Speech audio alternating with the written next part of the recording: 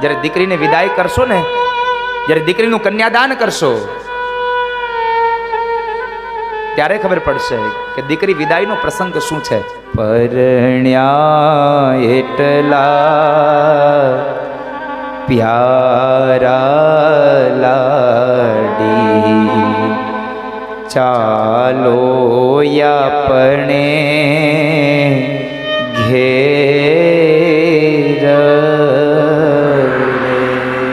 તમારું બાહ્ય રૂપ સારું નહીં હોય તો ચાલશે, પણ તમારું અંદરનું રૂપ અને સ્વભાવ સારો હોવો જોઈએ સાહેબ. તમારું અંદરનું રૂપ સારું હોવું જોઈએ. પૂતના પણ બાહ્ય રૂપે સારી હતી, અવિદ્યા હતી. શું થયું?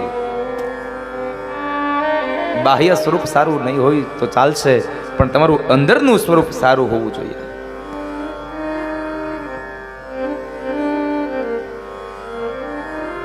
પીઠી લગાવવામાં આવે, એ પીઠી એની અંદર પણ કામવર્ધક શક્તિઓ છે માટે. અને અત્યારે બજારમાં જે 10 રૂપિયાની મળે છે પડીકું, એ પીઠીની વાત નથી કરતો. મીંઢોળની વાત કરી તો એ મીંઢોળ પણ મેં અત્યારના જે મોતીડાના આર્ટિફિશિયલ આવે છે દેખાવના, તમે વિચાર તો કરો કેટલો ભારે મીંઢોળ લઈ આવે. શું કામ? એને સારો છે, સારો બંધાય. અને એ બાંધ્યા પછી શું કરે? એની માથે રૂમાલ બાંધી દે. દેખાવાનો નથી તો પછી ગમે એવો રહ્યો બાંધી દો ને સાહેબ. પણ તોય એ મીંઢોળમાં એટલું મન હોય, જોઈ જોઈને જ લઈ. હું લગ્ન વિધિ કરાવવા ક્યારેક જાઉં ગિરીશભાઈ, જોઉં 3-4 મીંઢોળ લાવ્યા હોય, પછી બેનને ગમે એ બેન બંધાવરાવે.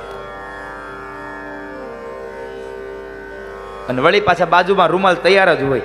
હવે રૂમાલ બાંધી દેવો તો પછી ગમે એ મીંઢોળ બાંધી દો ને. શું ઉપાધિ કરો છો? પણ સાચા મીંઢોળ તો પેલાના વડીલોએ બાંધ્યા હશે, જેના લગ્ન 50 વર્ષથી પહેલા થયા હશે. એને જાયફળ કરતા પણ મોટા મીંઢોળ હતા, હા, સોપારી જેવડા. એ સાચા મીંઢોળની વાત છે. અને એ મીંઢોળ પૈના પણ એના ઝાડવા કુંવારા રહી ગયા સાહેબ. એ મીંઢોળ, એ પીઠી. ત્યારબાદ